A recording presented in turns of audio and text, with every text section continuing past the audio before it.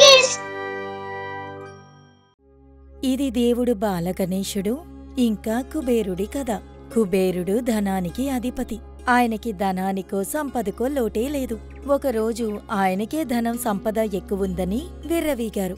ఆయన తన సంపద గురించి ధనం గురించి చెప్పుకోవడానికి పరమేశ్వరుడి దగ్గరికి వెళ్లారు, మన శివుడి దగ్గరికి. దేవుడా కైలాయనాథ, ఈరోజు నేను మీతో ఒక కోరికతో వచ్చాను. ఈరోజు మీరు కనుకరించి నా అద్భుతమైన ఇంటికి వచ్చి ఆహారం స్వీకరించాలి స్వామి. నేను మిమ్మల్ని విందు భోజనానికి పిలవడానికే వచ్చాను స్వామి. మీరు పార్వతీదేవి గారు నా ఆహ్వానాన్ని స్వీకరించాలి స్వామి. విందు భోజనం ఆరగించాలి స్వామి. ఇదే నా కోరిక. నా ఈ కోరికని మీరే నెరవేర్చాలి స్వామి. మన పరమేశ్వరుడికి కుబేరుడి బుద్ధి అర్థమైంది. కుబేరుడు తన సంపదని చూపించుకోవడానికే విందుకి ఆహ్వానిస్తున్నాడని పరమేశ్వరుడికి అర్థమైంది. కాబట్టి కుబేరుణ్ణి చూసి మన పరమేశ్వరుడు, కుబేరా, ఖచ్చితంగా నువ్వు పిలిచినందుకు మేం వస్తాం. కానీ నా భక్తులందరూ భూలోకవాసులు నేను చెప్పినట్టుగానే ప్రవర్తిస్తున్నారు. ఈ ప్రపంచం ఇక్కడ సృష్టించబడినవన్నీ నావే అవుతాయి. అందుకని ఈ కైలాసాన్ని వదిలి నేను రాలేను. మీరు పిలిచినట్టుగా రావాలనే నాకు ఉంది, కానీ ఈ కైలాసాన్ని వదిలేసి నేను రాలేను. అలాగే ప్రభు. పార్వతీ అమ్మగారు, మీరైనా తప్పకుండా రావాలి. నా ఆహ్వానాన్ని మీరైనా స్వీకరించండి అమ్మా. నేను మీకు మీ పిలుపుకి మర్యాదిస్తున్నాను, కాని ఆదికేశవుడు లేని చోట్లో నేను అస్సలు ఉండలేను. ఆయన ఏం కార్యంలో తలపెట్టినా తనకి తోడుగా నేను ఉంటాను. మేమిద్దరం కైలాస పర్వతాన్ని వదిలి ఎక్కడికి రాము. అయితే ఈ సమస్యకి పరిష్కారం లేదా? నేను మిమ్మల్ని విందు భోజనానికి పిలవడానికే వచ్చాను స్వామి. ఇదే నా కోరిక స్వామి. నా కోరికని స్వీకరించి నా ఇంటికి విందు భోజనానికి రావాలి స్వామి. కనుకరించండి. కాసేపు దీర్ఘంగా ఆలోచించాక మన పరమేశ్వరుడు, కుబేరా, మమ్మల్ని పిలవడానికి మీరు ఇంత దూరం వచ్చినందుకు మిమ్మల్ని నిరాశపరచదలుచుకోలేదు. మీ పిలుపుని మేము స్వీకరిస్తున్నాం.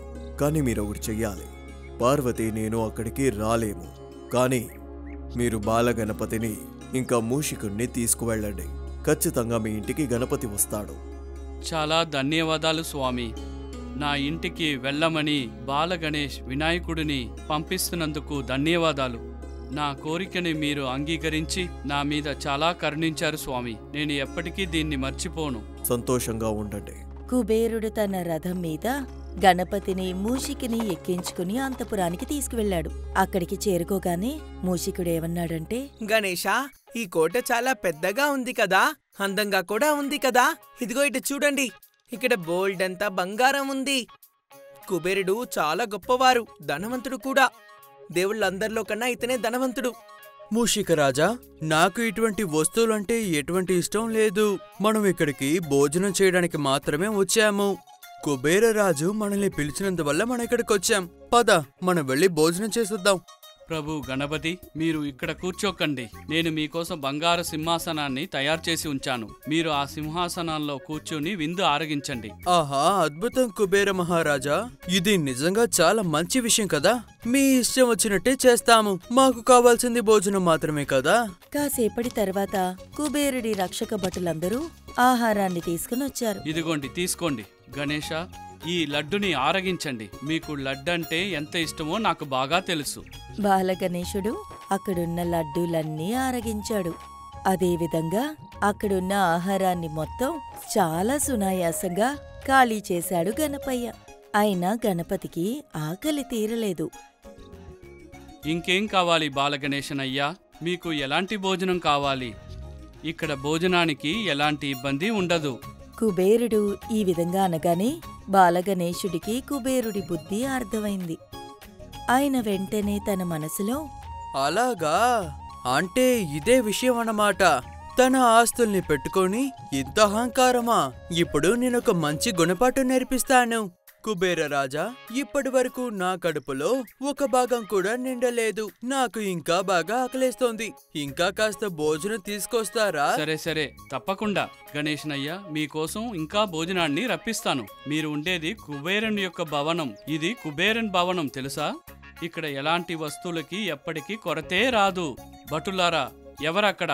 గణపతి గారికి ఇంకా భోజనాన్ని తీసుకొచ్చి ఇవ్వండి. అంతఃపురంలో ఉన్న వంటశాల మొత్తం ఖాళీ అయ్యింది. ఆహారం ఏదీ మిగల్లేదు. అక్కడున్న సేవకులందరూ ఎంతో సతమతమయ్యారు. ఆహారాన్ని వండి వండి వాళ్ళు బాగా విసిగిపోయారు. చివరికి కుబేరుణ్ణి వచ్చి కలుసుకుని ఏమన్నారంటే,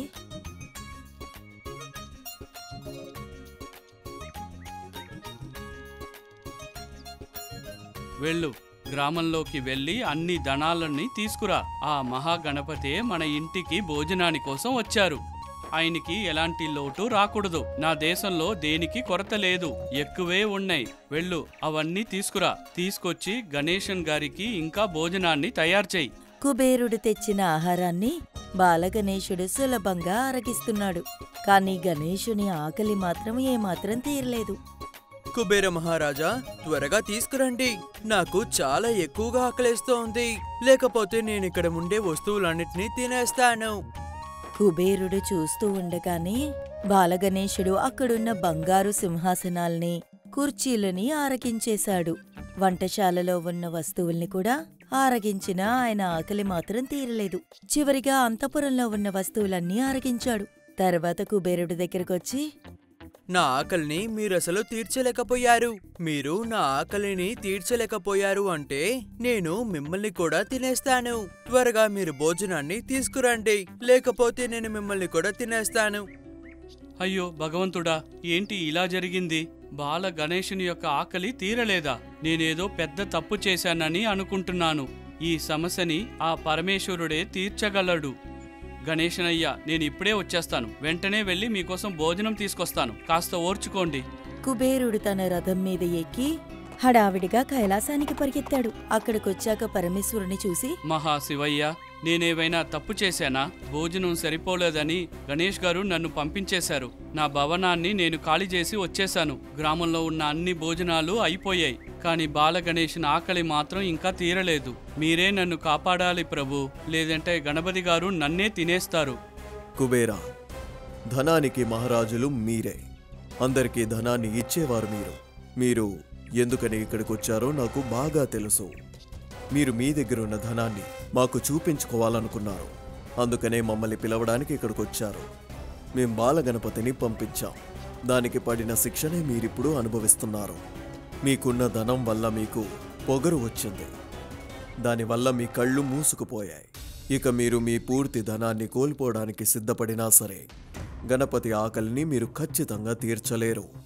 అన్నిటికీ కారణం మీరే. పార్వతి అమ్మగారు, మీరైనా ఏదైనా చెయ్యండి. నేను చాలా పెద్ద తప్పు చేశాను. పెద్ద ఘోరం జరిగిపోయింది. నా అత్యాశతో ఇలా జరిగిపోయింది. దయచేసి నన్ను క్షమించండి అమ్మగారు. ఇలా జరుగుతుందని నేను అనుకోలేదు. నేను పెద్ద తప్పు చేశాను. నేను ఎప్పటికీ నా జీవితంలో ఇలా చెయ్యను. నా కళ్ళు తెరిపించారు. ఇక నేను సవ్యంగా ఉంటాను. నా డబ్బుతో అందరికీ సాయం చేస్తాను. నిజంగా నా ప్రతిభని చూపించడానికే మిమ్మల్ని విందుకి పిలిచాను. నన్ను క్షమించండి పార్వతి అమ్మగారు, నన్ను కాపాడండి.